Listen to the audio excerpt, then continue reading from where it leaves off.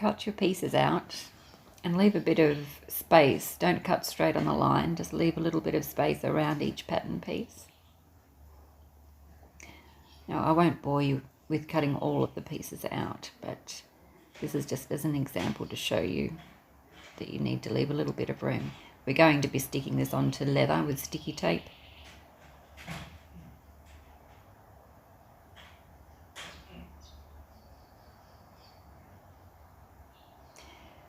Now when it comes to the pieces that have join here written on them, cut right on the line, so you're effectively cutting the word join here in half. And then when you join the two pieces together, you'll match the word up. It helps you get it in the right place.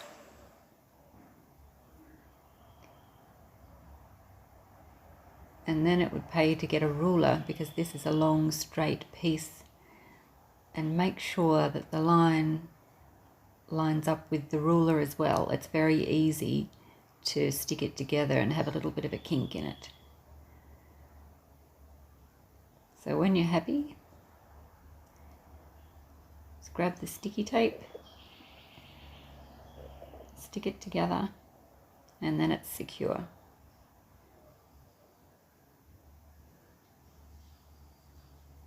Now the leather I'm going to use is quite thick. It's vegetable tan leather, and it's quite firm. It's got quite a bit of body to it. It's dyed right through.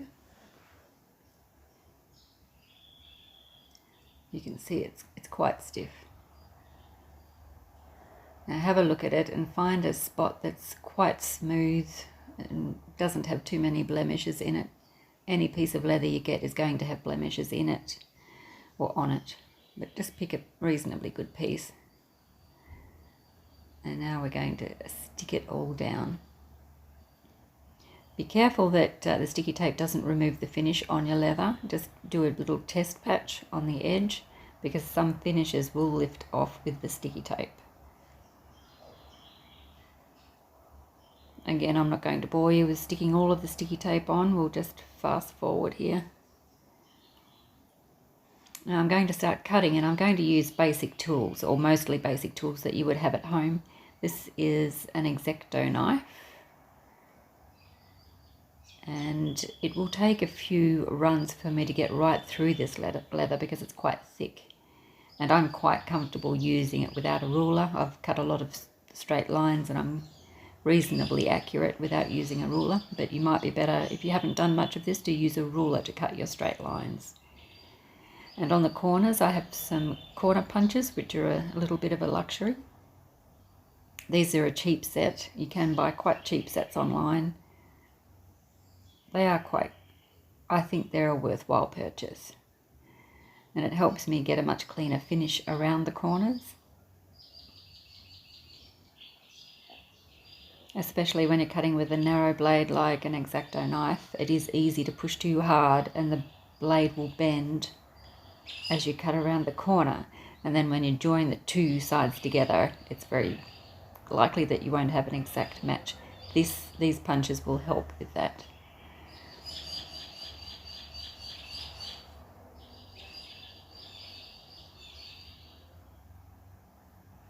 And now I'll just join those two together with my X-Acto knife.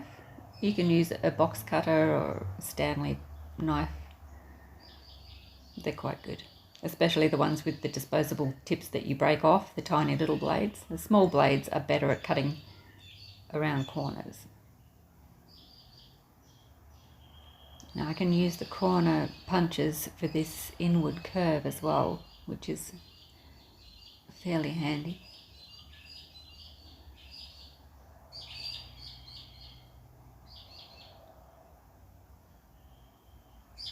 If you have punches and they don't exactly line up to this pattern, it won't matter if it's slightly different. You can just alter the shape, especially of the spoon head on this paddle. It doesn't matter if it's not exactly the same shape. If anything, make the neck that I'm punching now, make it a bit wider than thinner.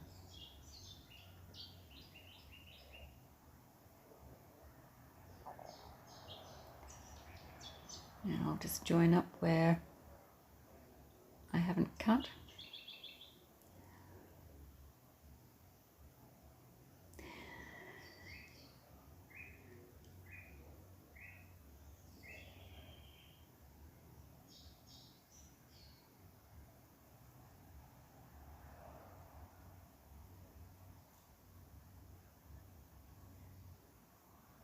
Keep your fingers out of the way.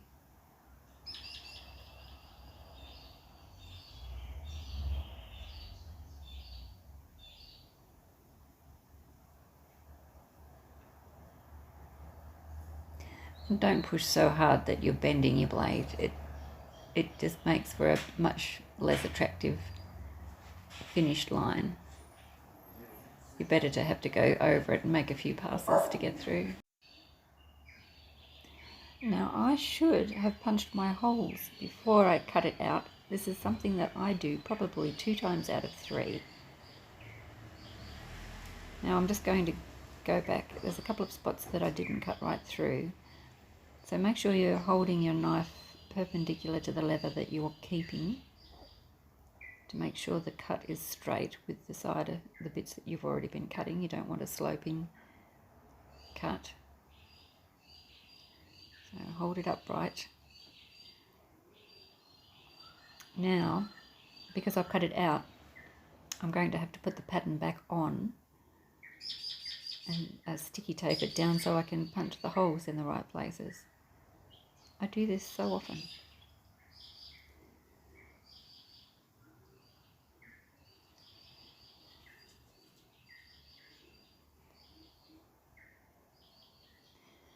Okay, so stick it down, make sure you're getting it in the right place.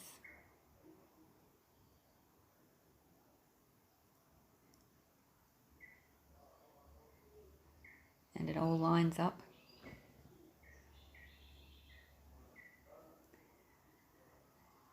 Now the holes on these patterns are way too big. You're not going to be punching holes as big as this. They're simply guidelines so that if you're using a tool such as this one, the smallest punch on this is a 2mm, which really I think is too big anyway. But if that's all you have, just make sure you use some really thick thread. Now the holes are designed so that when you put your punch on the spot, you can still see the circle around the punch and you can center it. So that's all they are, they're a guideline. So if you have a 1.5mm hole punch, that would be great. But I'm going to use a stitching punch with multiple teeth on it. And these are spaced from the point of each of the tines. It's 6mm spacing. And that's what this pattern's designed for. 6mm spaced holes from the center of the hole. Now that center line that runs through the circles, that's for putting your punch on, hold it up straight and punch right through. Have they all gone through? Yes, they have. And when you're taking your punch out, make sure you pull it upwards, don't wrench it out sideways, because if you bend one of the prongs, then it makes it a useless tool because you'll never have even stitches again. So line it up, hold it up straight when you've got it in place, and then pull it straight up.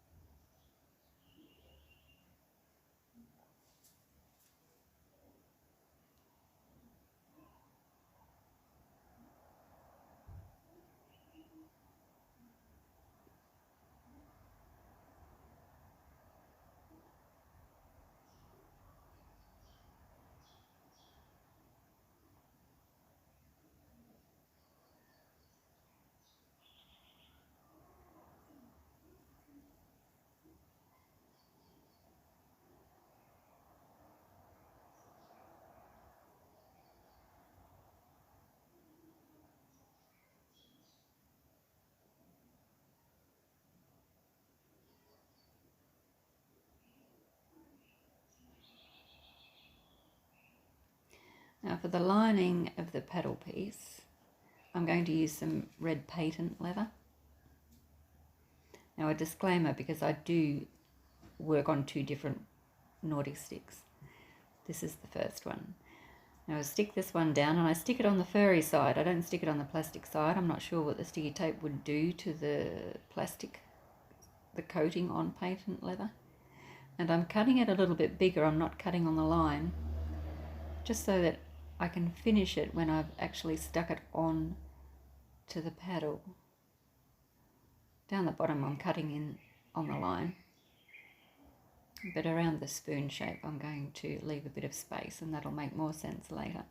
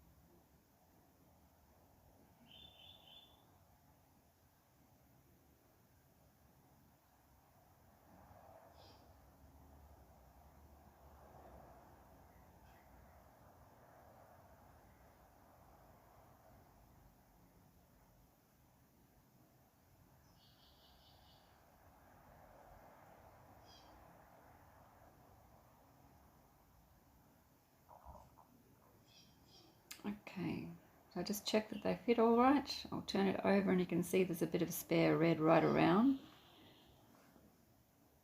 So I'm going to glue these together and then I'll cut it out neatly. It's a bit tricky getting 2 pieces of a pattern cut the same so that they fit identically. It's much easier to do this. Just cut one piece a little bit bigger. Now the glue I'm using is water-based, and on the description it says you can use it for leather. I bought it at a hardware store. The important thing is that it will dry clear and it will stay flexible. And my little spatula is just a piece of plastic I've cut off from an ice cream container.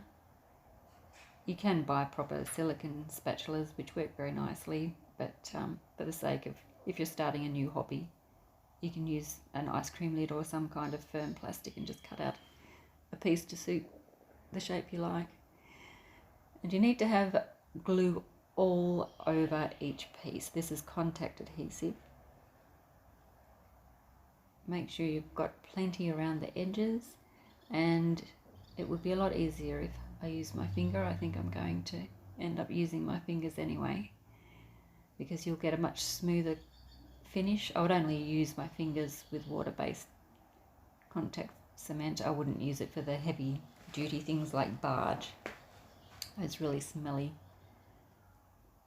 adhesives. You don't want any lumps in it. Keep it fairly smooth and consistently covered, and let it dry till it gets virtually all dry and it feels a bit tacky. And now we're going to put them together.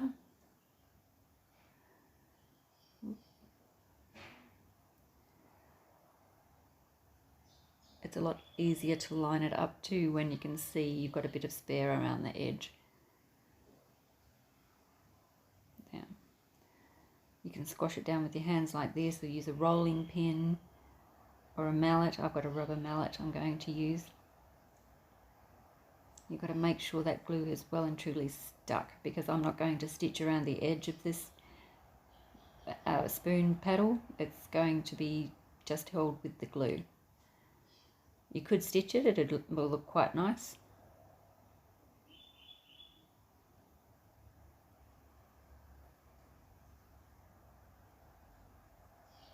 Just making sure the edges are going to stay stuck.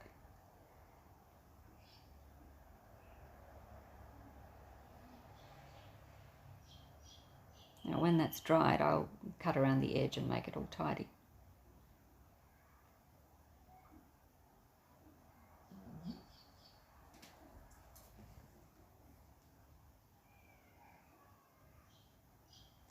I'm using an edge beveler, which just trims the very corner off the top of the leather. It gives it a slightly rounded finish, which looks quite nice. I bought a very cheap set when I first started, and this is one of them. It has interchangeable ends with different widths, so you can cut thick or thin leather.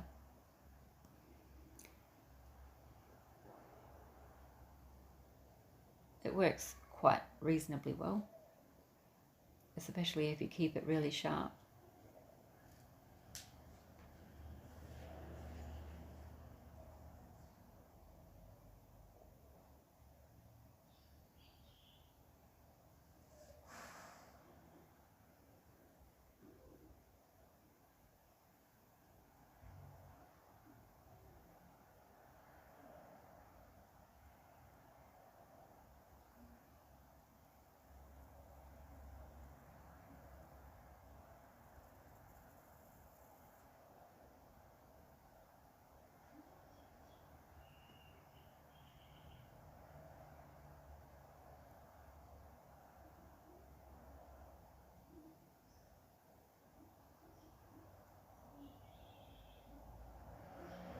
Now we'll just do the tassel. I'm going to square it up first. Now we're going to roll it up, and as long as it fits inside the handle, it'll be fine. So I haven't given a measurement for this. It'll be roughly a bit over 2 inches wide, depending on how thick your leather is. This is just another piece of patent leather, which is pretty thin. And I'm going to leave a border at the top that I don't cut into. That'll be the head of the tassel. And no, I'm not this quick. I've just sped it up because it's boring to watch. But each of the tassel strands is going to be about 1/4 of an inch wide. And I just cut from that margin at the top down. And the last strand is just a little bit wide at the bottom. So I'm going to trim it, just so that the ends of the tassels are consistent.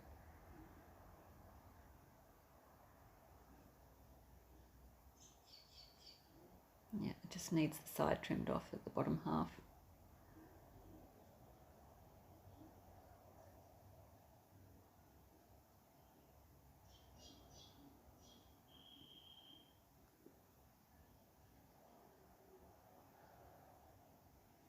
Now when you roll this up, you can roll it up really tightly, or just roll it up a little bit more loosely if you need it to be, if you need the head of the tassel to be a bit fatter.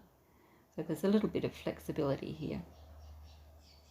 If you find it's just way too fat, even if you're rolling it up tightly, you might need to cut a few of the strands off. Now I'll glue that together.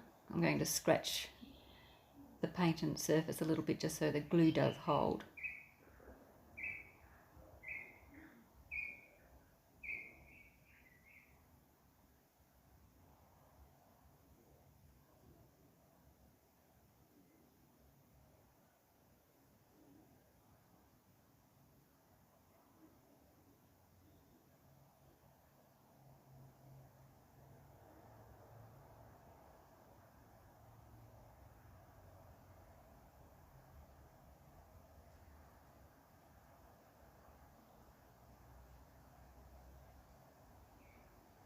Now I've got a bit of leftover stitching thread. I'm just going to wrap that around there to secure it while it dries.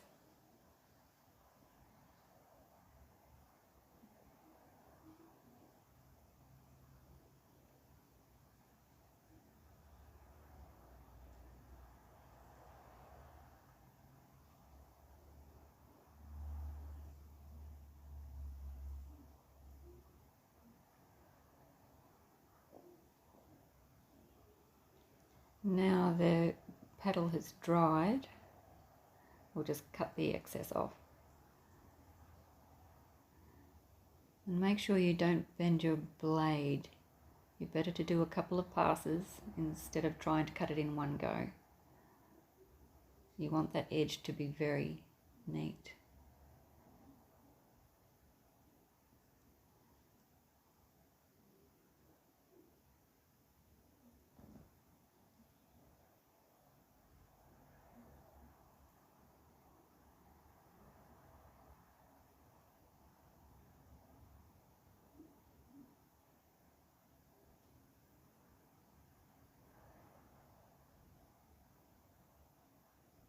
That looks tidy. Now, this leather is quite rigid and it's going to fight with me, so I'm going to soften it up a little by putting a bit of water down the spine of the handle.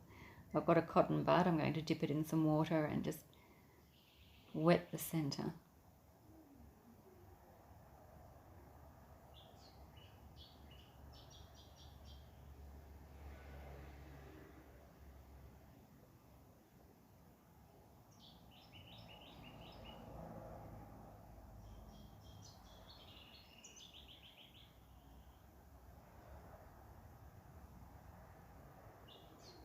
I did run some glue along the edges, but I let it dry too much and it's not very sticky. So I'm just going to use a bit of the leftover stitching thread and wrap it around the handle a few times, up and down, just to hold that until it's mostly dry, and it will hold that bend.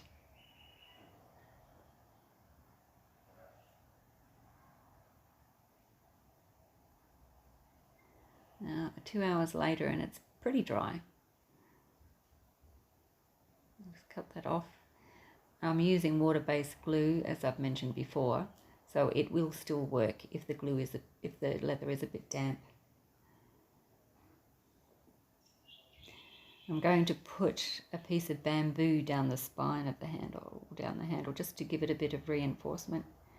You can use, on leather this rigid and thick, you can use rope or anything just to fill out the handle to give it a bit of body. The black one sitting on the counter has a piece of piping rope in it, and it's quite a stiff handle. It works really well. But I thought I'd try bamboo. It's something that people might have floating around the house. I've also used the end of an old broken fishing rod.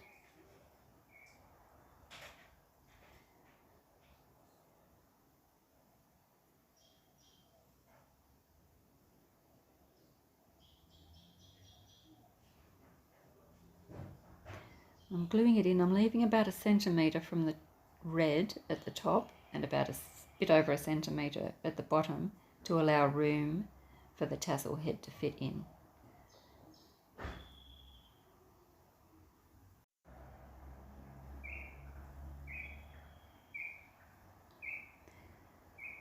And the head of the tassel fits in with enough room for me to stitch the handle together over the top of it.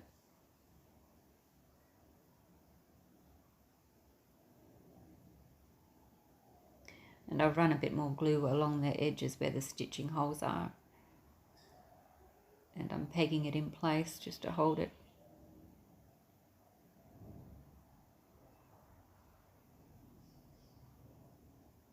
They're little strips of very thin leather, kangaroo leather actually, that stop the pegs from leaving marks on the leather. And the pin at the beginning and end is just for me to eyeball and see that the holes are lining up. Now, I've been stitching for a little way, but I thought I should explain a bit about saddle stitching. If you already know this, then just skip this. You know enough to be able to put the pattern together. But I stitch with the holes in the leather. I have slanting holes, as I mentioned, from a diamond shaped stitch, and the holes are pointing up towards me, and that is the way that works best for me. And I stitch towards myself, and each stitch should be identical. You've got to do everything the same. Now, starting from here, you'll see that the stitches have a little bit of a slant on them, and that's what I'm aiming for. Now, the first needle that goes through is my left needle,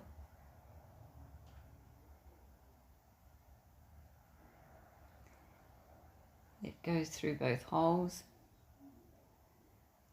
The right needle sits on top of that needle and you pull it through and then put that right needle back in through the same hole.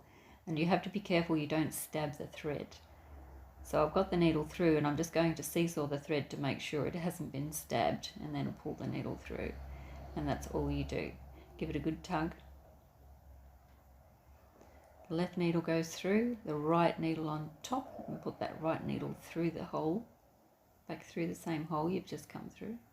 Make sure it's sitting on top of that thread. Make sure you haven't stabbed the thread. Pull the needle through and give it a good tug. Left needle through, right needle will sit on top of it, and put that right needle back through the same hole. Make sure it's sitting above that thread and you haven't stabbed it. Pull them through, and then you pull the right thread upwards too, just to make sure you get the thread sitting in the right place.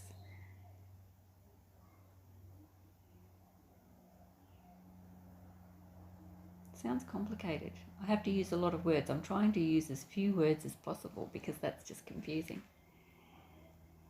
Okay, left needle goes through. The emphasis is on the right needle. The right needle on top, right needle back through that hole. Make sure that right needle is sitting on top of the thread. Pull it through and give it a tug upwards, like that, like that. Left needle through, and the right needle will sit on top of that thread. Put that right needle through the same hole. Make sure it's sitting on top of that thread. Seesaw it, make sure you haven't stabbed it. Pull it through and give it a tug upwards. And the needle, your right hand, is pulling downwards. So through, right on top, right through the hole. Make sure when it comes through it's sitting on top of that thread and you haven't stabbed that thread. Yep. Pull it through and give it a tug upwards. So left needle through, right on top, right through the hole.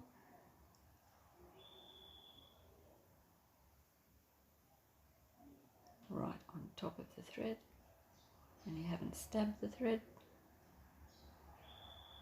Push it through and tug it upwards. Left needle through, right on top, right through the hole. Make sure it's sitting on top of the thread and pull it through. Each time I'm checking to make sure I haven't stabbed that thread. So right through, left needle through, right on top and through. It's sitting on top of the thread. The thread a tug, yep. Okay. When you tug the thread you can tell whether you've stabbed it or not. Left through, right on top, right through the hole. That's on top of that thread, yep. And tug it upwards. Left needle through, right on top, right through the hole.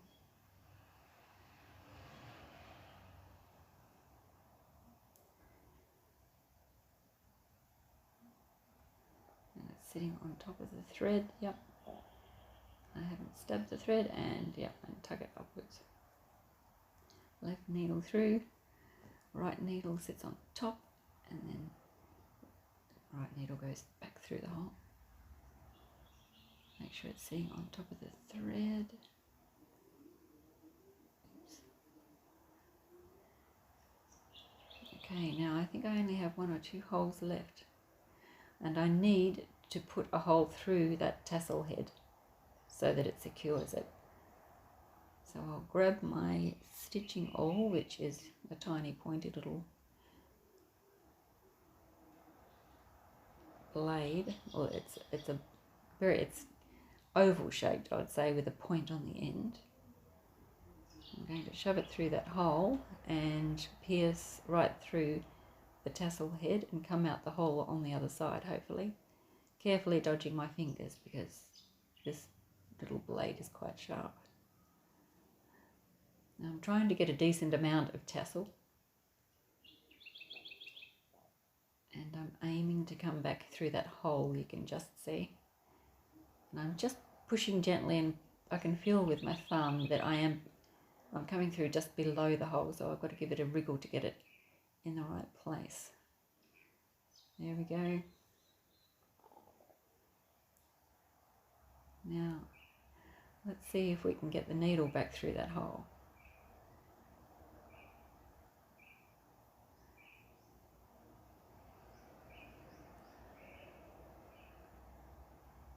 There we go. Now I'm going to do something a bit different here. I'm going to actually wrap the thread over the top of the leather to secure it. It's a bit tight now. It's a bit of a wriggle to get the needles through. I've got some jeweler's pliers, which are very good. They don't have teeth on them. They don't damage the needle. And they close flat instead of closing like a beak like normal pliers do. They close flat, which gives you a better grip on the needle. Now I should be able to get this one through, and coming back through the other way I might have trouble.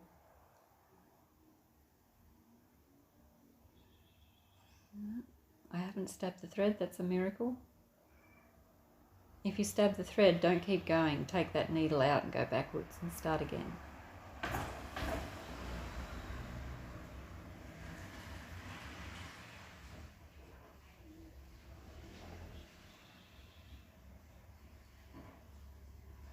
Just trying to find the other needle. There we go.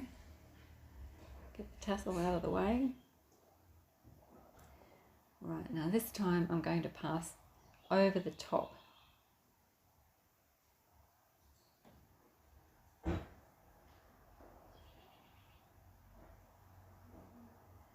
Well, got it through. Okay, I'll do one or two more just to secure it.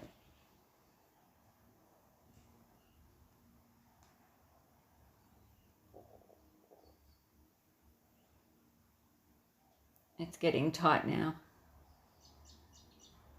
I have to grab the pliers. Oops, sorry, bumped the camera.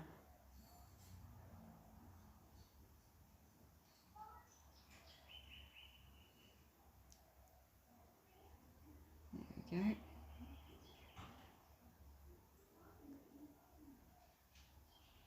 Right, so that's 2 loops over the top, and might just do one more. When I started stitching, I did this as well.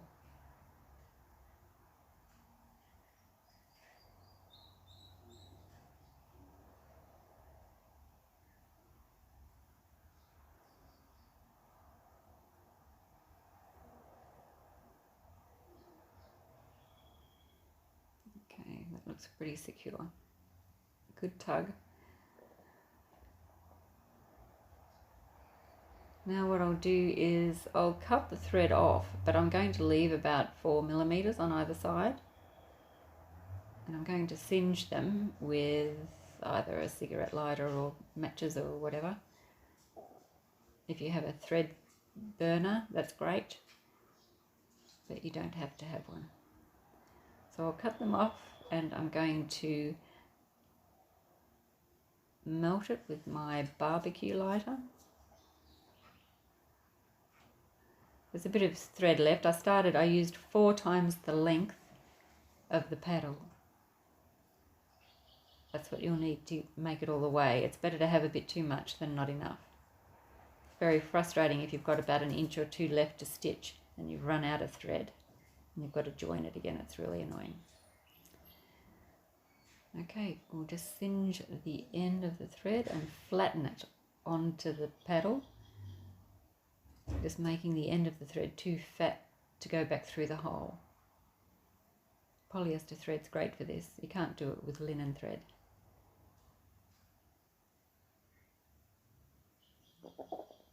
The end of this lighter gets hot too, so you can flatten it with that instead of burning your finger.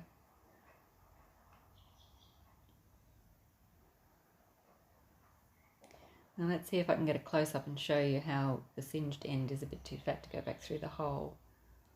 Oh, sort of. Maybe the other side. Can we have a look at the other side?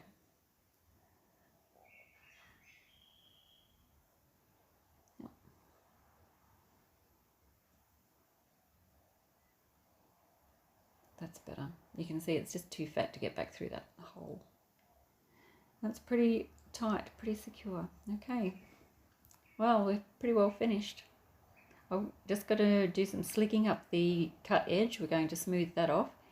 You can see it's a little bit rough looking. We can fix that. Okay, I've got a mixture of CMC powder and water. I put about 1/4 teaspoon with about 1/4 cup of water, and it turns into a runny gel. You can sort of see it swishing around in there. It's actually it's a food safe product. It's used in cake decorating. Now I run that down the edge. I have given it a light sand just to smooth it off with sandpaper, and I'm just putting this slick gel mixture all around the edges that I want to burnish, and it's going to give it a much smoother look. And you can use all kinds of tools. You can buy burnishing tools, you can use plastic or agate slickers, and I find that plastic does work really well as very smooth wood, polished wood slickers. And I'm going to show you with a pen. You don't need fancy tools, you can use a pen. This has got a very nice smooth surface on the black area. I'm going to use that. I'm just going to run it up and down fairly quickly and applying a fair bit of pressure, and it will smooth down and felt down the fibres on the ends of the leather and effectively give you a smoother, slightly more shiny surface.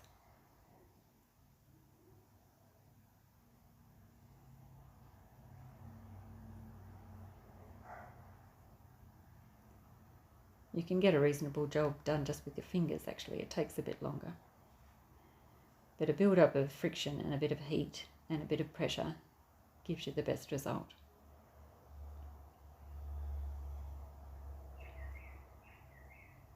Now I'll do around the paddle.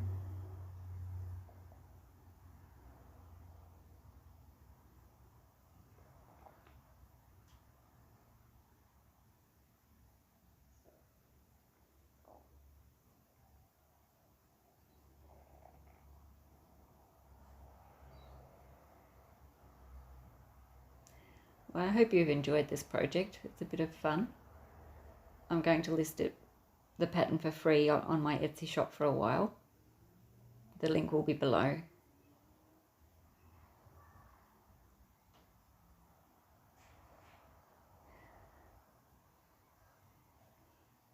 Hopefully the shine will stand out on camera. I don't have any special lighting.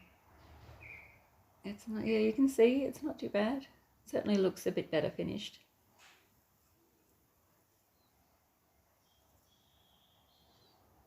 You can do that a few times. You can give it a light sanding again with very fine sandpaper and go over it again. Do that 2 or 3 times, or I've just done it the once and I think that will do.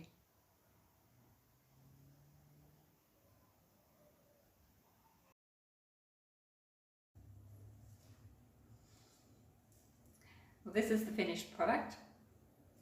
The paddle has a little bit of a concave shape, and that traps a bit of air. So when you slap it, it makes quite a lot of noise for not much effort. It's quite satisfying. Anyway, have some fun.